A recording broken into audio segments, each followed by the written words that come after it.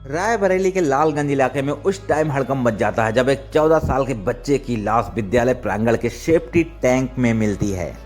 दरअसल विद्यालय में पिछले 2-3 दिनों से काफी बदबू आ रही थी। हद तो तब हो गई जब 14 जुलाई की सुबह सब बच्चे स्कूल में आ जाते हैं, सारे शिक्षक एवं अध्यापक स्कूल में आ जाते हैं और 14 जुलाई को बहुत ही तेज दुर्गंध आने लगती है।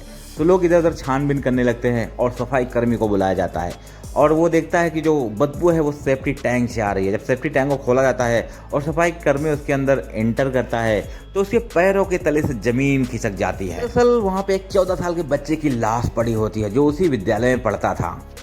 तो चलिए चलते हैं इस कहानी के तह तक और आपको सुनाते हैं एक हैवान की हैवानियत की कहानी जिसने पूरे बरेली को नहीं पूरे देश को झकझोर के रख दिया था।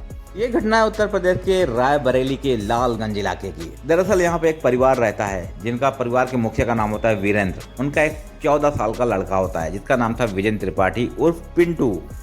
पिंटू की शिक्षा दीक्षा घर से ही होती थी। दरअसल घर के पास में एक विद्यालय था जहाँ पे पिंटू पढ़ता था और वो कक्षा 10 का स्टूडेंट था। वो डेली विद्यालय सुबह जाता और शाम को 3-4 बजे के राउंड घर पे आ जाता। 14 जुलाई की सुबह भी पिंटू घर से स्कूल के लिए निकला था और वो स्कूल में जाता है और उसके बाद शाम के 4 बज जाते हैं लेकिन पिंटू घर पे लौट कर नहीं आता।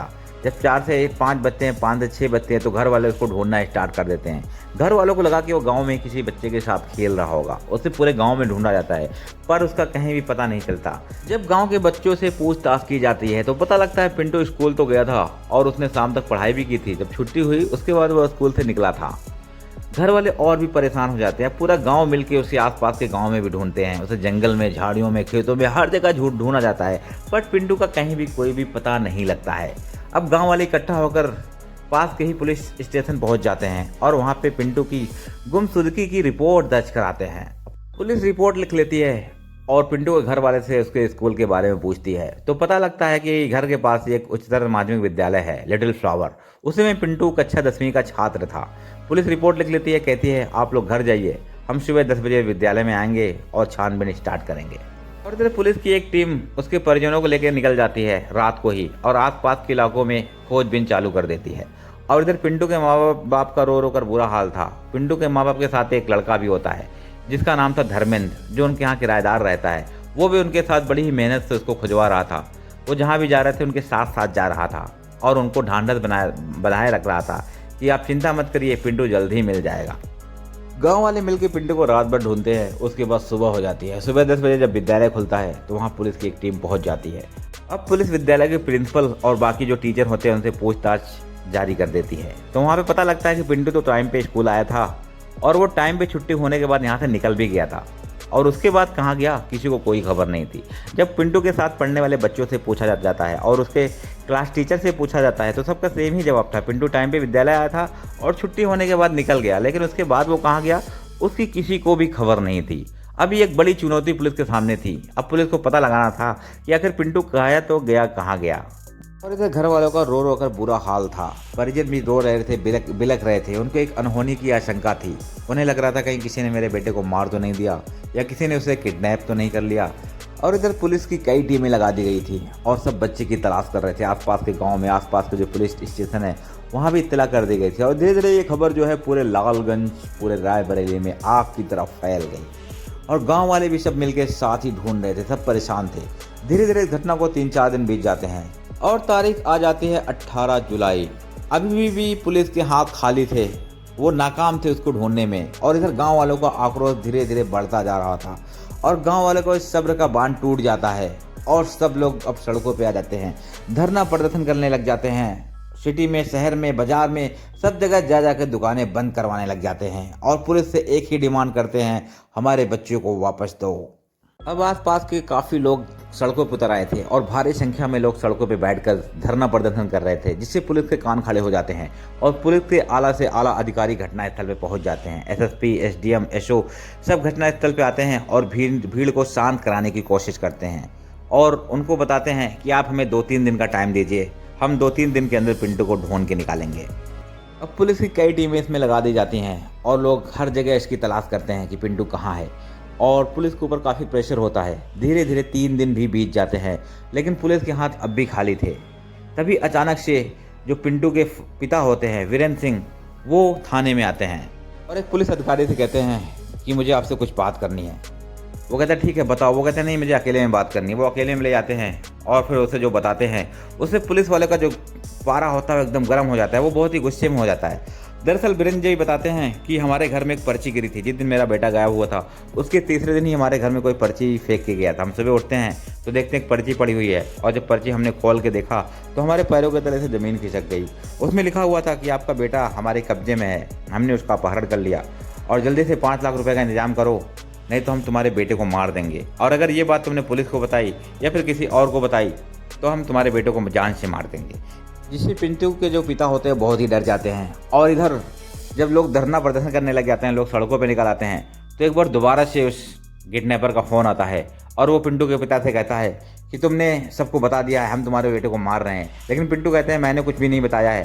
तो वो किडनैपर कहता है अच्छा कोई बात नहीं, जल्दी से धरना प्रदर्शन जो हो रहा है उसको शांत कराओ, सब लोगों को शांत कराओ और जो मेरा 5 लाख रुपए उसको तैयार रखो और मैं तुम्हें टाइम बताऊंगा कि उसे कहाँ पे लेके आना है। और इधर लगातार उसके पिता को धमकियां दी जा रही थी और उसे पैसे की डिमांड की जा रही थी और इधर पुलिस को पता नहीं था। जब पुलिस को इस बात का पता लगता है तो पुलिस और भी बारीकी से छानबीन स्टार्ट कर देती है।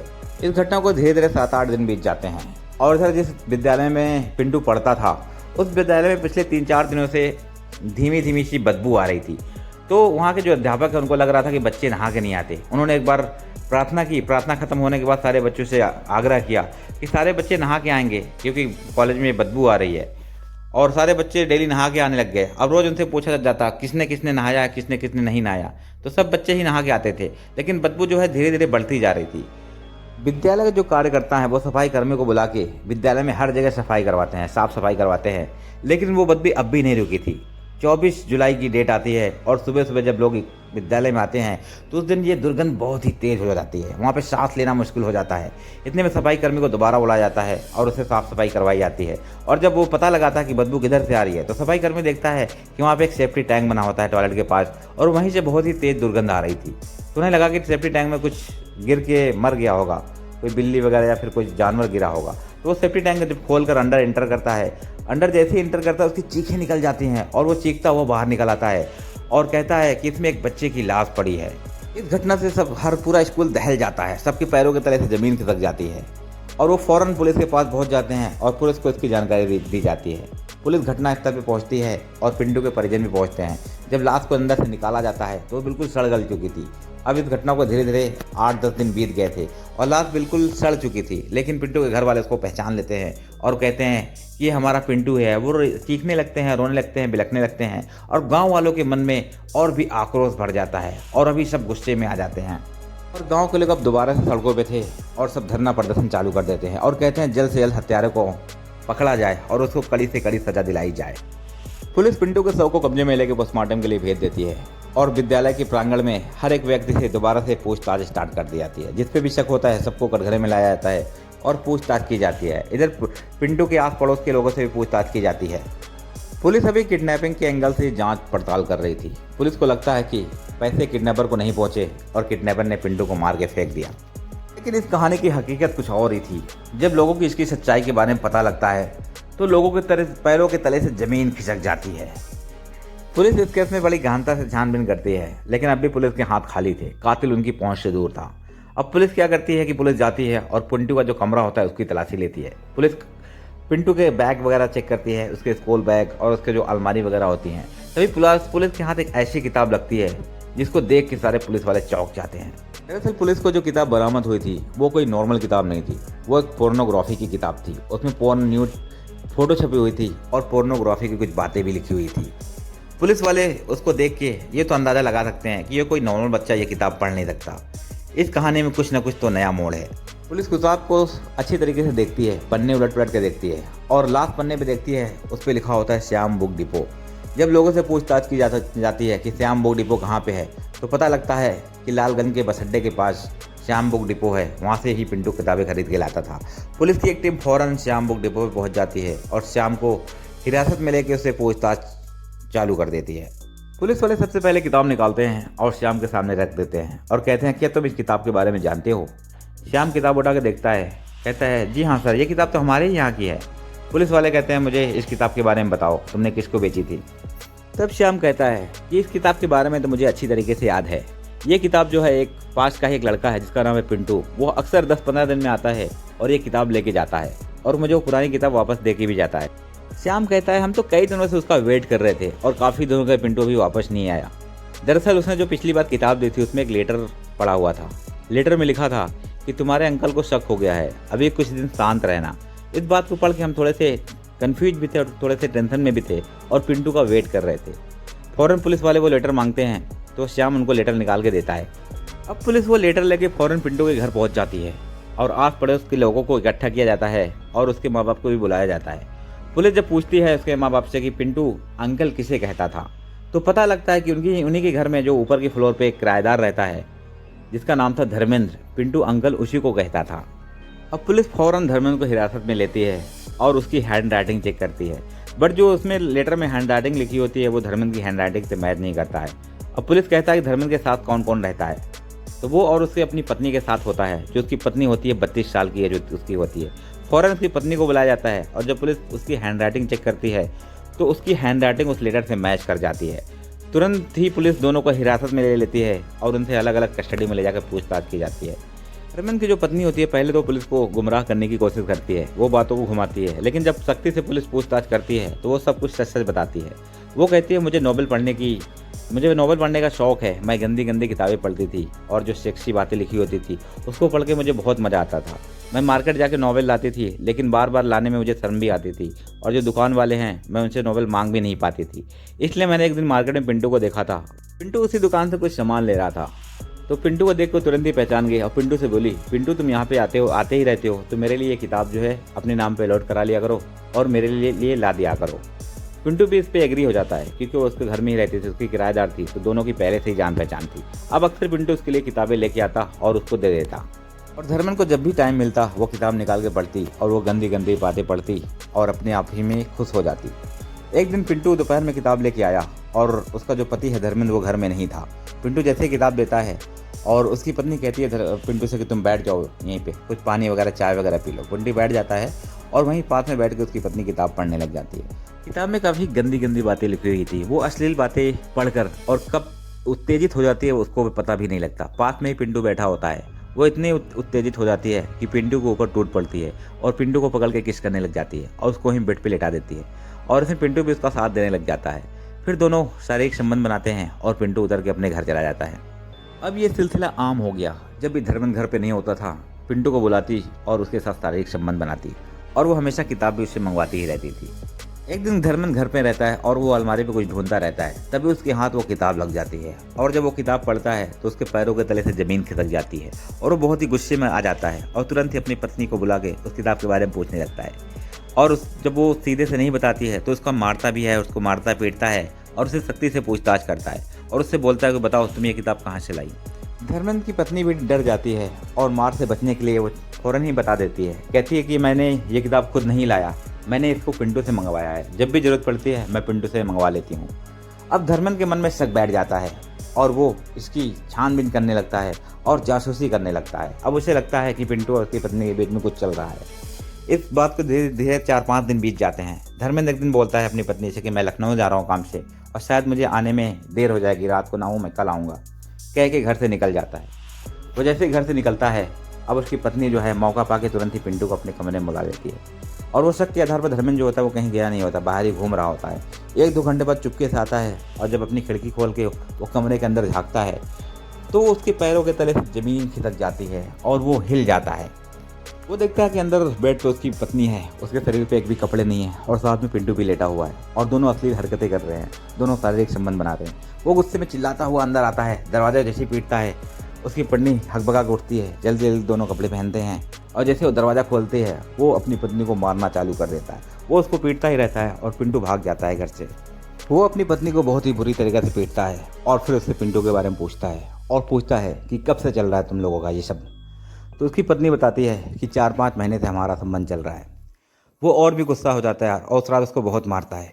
फिर धर्मेंद्र बैठ के शराब पीता है और उसके मन में एक गंदा प्लान आता है। फिर वो उसी रात को सोच लेता है कि अब पिंटू को जान से मार देना है और फिर उसको मारने की फिराक में लग जाता है और वो मौके की तलाश करने लग जाता है। फिर तारीख आती है 14 जुलाई 1999। पिंटू स्कूल में होता है। जब उसकी स्कूल की छुट्टी होती है तो बाहर देखता है धर्मेंद्र बाइक पे खड़ा हुआ है और पिंटू सामने से आ रहा होता है। जैसे ही पिंटू उसके पास आता है, धर्मेंद्र बोलता है कि आओ चलो, मैं भी घर जा रहा हूँ, चलो बैठो, मैं तुम्हें घर छोड़ दूंगा। धर्मेंद्र कहता है नहीं, मैं पैदल चला जाऊँगा। वो कहता है नहीं नहीं, मैं घर ही जा रहा हूँ, चलो बैठो, मैं तुम्हें छोड़ देता हूँ। वो पिंटू को बाइक पर बैठा लेता है। बाइक पे बैठाने के बाद वो बाइक बहुत तेज़ी से चलाता है और गांव की बजाय वो दूसरे गांव की तरफ बाइक को मोड़ देता है। जब पिंटू पूछता है कि तुम मुझे कहाँ लेके जा रहे हो, मेरे घर लेके चलो, वो कहता है कि मैं पास के गांव में चल रहे हैं, नरेश श्रीवास्तव के यहाँ, और वहाँ पे थोड़ी देर रुकेंगे, थोड़ा सा प्रोग्राम है, खाना पीना खाएंगे और तुरंत ही घर चले आएंगे। अब वो पिंटू को लेके बगल के गाँव में पहुँच जाता है। गाँव का नाम होता है पहाड़ीपुर। एक घर में जाके रुकता है। वहाँ जैसे ही पिंटू उतरता है, देखता है सामने 3 लोग और बैठे हुए हैं। नरेश श्रीवास्तव, पंकज और एक राधे श्याम नाम का व्यक्ति बैठा होता है। पंकज उसको लेके जाता है, वहाँ बैठाता है और चारों तरफ से उसको घेर के वो लोग बैठ जाते हैं और फिर शराब की बोतलें निकाल कर शराब पीने लग जाते हैं। और फिर धर्मेंद्र पिंटू से बातचीत स्टार्ट करता है, उससे पूछना तातना चालू कर देता है। और इधर पिंटू को समझ में आ गया था कि वो बुरी तरीके से फंस चुका है, अब वहाँ से निकलना मुश्किल है। धर्मेंद्र उसको पीटना स्टार्ट कर देता है और पिंटू को बहुत ही बुरी तरीके से पीटता है। मारने के बाद उसको बैठाता है और फिर उससे पूछता है, चल बता, तेरा कब से अफेयर चल रहा था मेरी पत्नी के साथ। पिंटू पहले संकोचाता है, लेकिन धर्मेंद्र उसे और मारता है तो पिंटू बताना स्टार्ट करता है।